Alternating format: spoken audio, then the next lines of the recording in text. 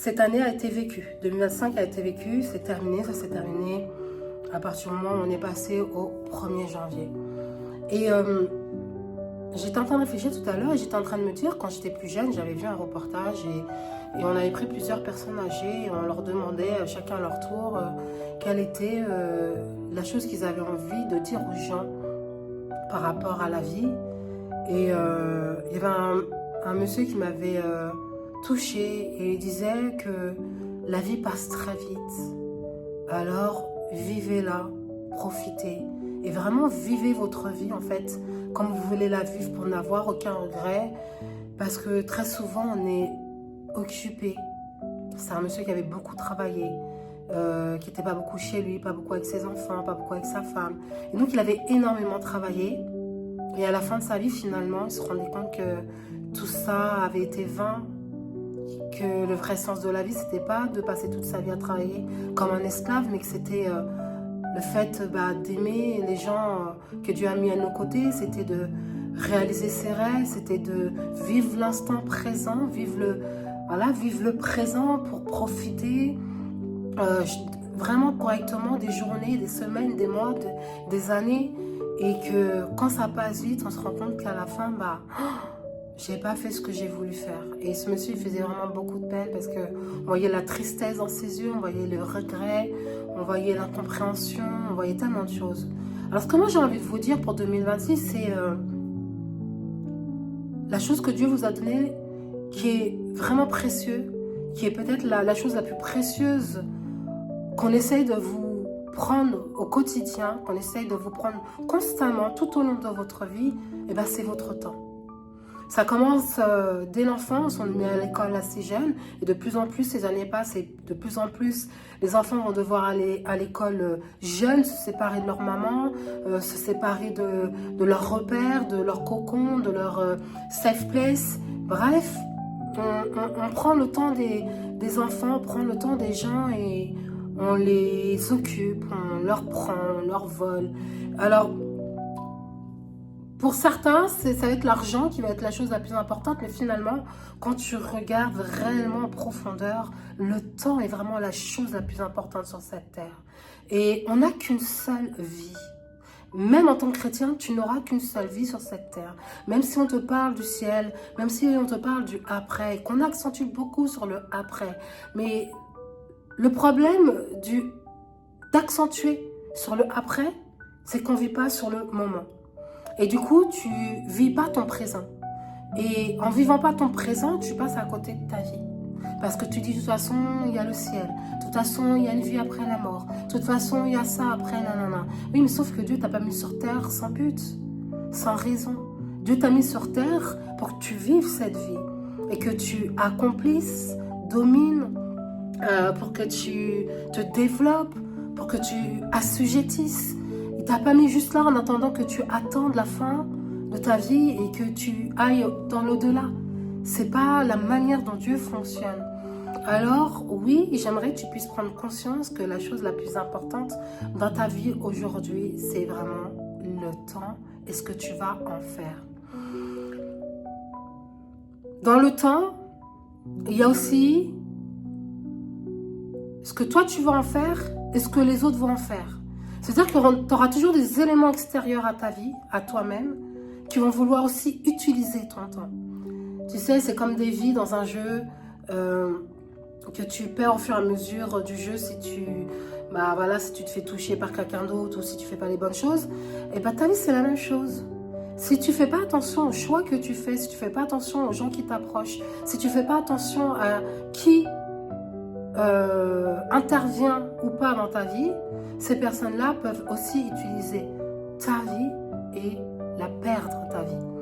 Et c'est pour ça qu'aujourd'hui, un CDI dans lequel tu vas donner toute ta fidélité, toute ton énergie, toute ton attention pendant 40 ans, 20 ans, 10 ans, 8 ans, 5 ans, 4 ans n'a pas de sens.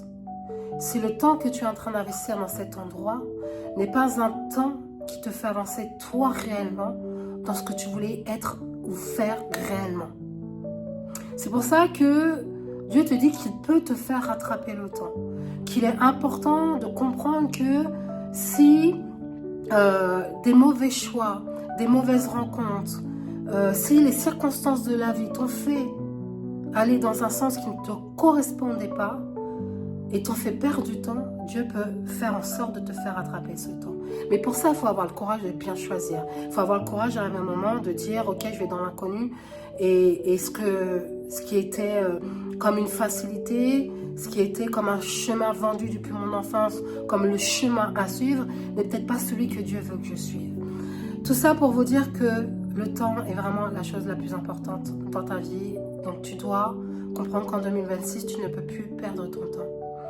Tu ne peux plus perdre ton temps avec les mauvaises personnes, avec les mauvaises fréquentations. Tu ne peux plus perdre ton temps à épuiser ton énergie dans de la distraction. Choisis bien tes combats parce qu'il y a des combats qui sont inutiles et il y a des combats réellement que Dieu va vouloir que tu te positionnes, il va vouloir que tu les mènes, il va vouloir que tu ailles jusqu'au bout. Mais parfois, d'une manière très vicieuse, d'autres combats viennent te faire croire que c'est les bons combats sur les vrais combats que tu devrais mener. Alors, économise ton énergie et choisis tes combats. Ensuite, dans ce temps, attention aux influences extérieures qui vont vouloir te détourner de ce que Dieu te dit déjà ou de ce que Dieu te montre déjà pour t'empêcher d'atteindre ta destinée, pour t'empêcher d'atteindre le but, pour t'empêcher d'atteindre la volonté de Dieu. Attention aux voix extérieures, aux bruits extérieurs, aux conseils extérieurs, aux conseils des méchants. Attention aux influences des méchants, que ce soit sur les réseaux sociaux, ou que ce soit dans ton travail, ou que ce soit dans ta famille, ou que ce soit dans ta vie, ou que ce soit dans tes amis, dans ton cercle d'amis. Attention, prudence, discernement, intelligence. Tu avanceras beaucoup plus vite. Oui, tu vas déplaire à certains. Oui, tu ne vas pas rentrer dans le moule dans lequel on veut te faire rentrer. Mais c'est pas grave.